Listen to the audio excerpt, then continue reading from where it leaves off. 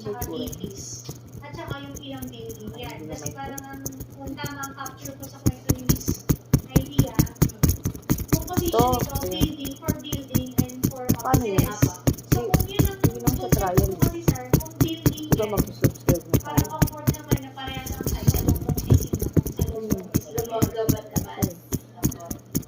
So, let's just example sir niya is ano,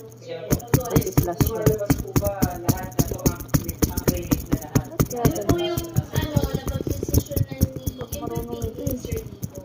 Tapos yung nag-agree naman the third person ni Sherry. Ay, ayan po. Ako edtech, alika. 8 by 8. Ako edtech. Wait lang.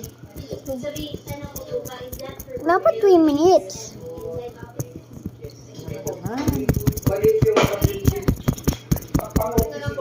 1K. Oo, pag ano na. Hindi baka magkamali tayo.